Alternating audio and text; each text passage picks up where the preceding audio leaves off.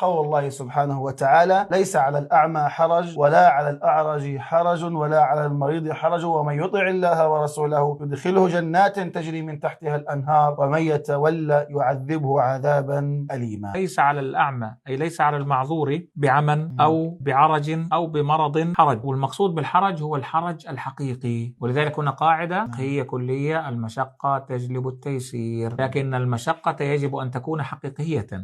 يعني واحد تعبان، واحد شقيان، واحد والله يعني حابب يرتاح، واحد كسلان هذا ملوش علاقة، هذا ليس حرجا، إنما هو يعني ينبغي أن يكون الحرج حقيقيا. ولذلك الله سبحانه وتعالى يقول: ليس على المريض حرج.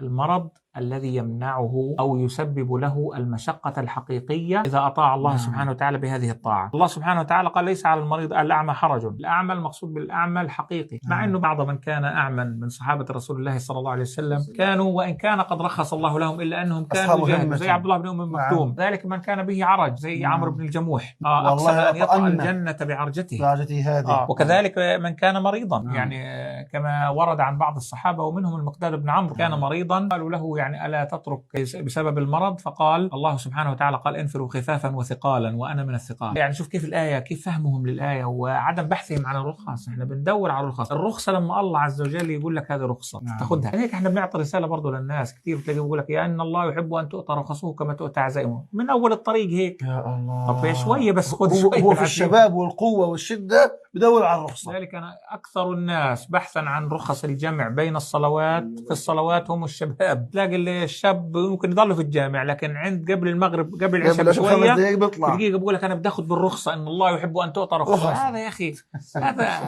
هذا بحث عن من تتبع الرخص يخشى على نفسه من الويلات. ولذلك الأصل الإنسان أن يأخذ بالعزائم، هذا الأصل. أتدري ما معنى الرخصة؟ رحمة ربنا لأهل الأعذار. والله لو فهم الناس معنى الرخصة لما بحثوا عنها، إنما لجأوا إليها. هناك فرق بين أن يبحث الإنسان عن الرخصة وبين أن يلجأ إليها مضطرا. أما أن يكون إنسان باحث عن الرخصة ابتداء فهذا فيه إشكال كبير جدا. ولذلك يعني قيل في لبعض الخلفاء أن هذا الرجل قد أتى بكل الرخص، يعني قاعد ينتزع الرخصة من هنا ومن هنا ومن هنا ومن هنا. كل أقوال العلماء. قال: اجمعوا لي، أعطوني هذا الكتاب، وقال: بمثقاله سأعطيه ذهبا. فقال له بعض أهل العلم: إنه سوف يقذفك إلى النار قذفا بفعلته. لماذا؟ لأن من تتبع الرخص فقد تزندق، وهذا معروف عند العلماء.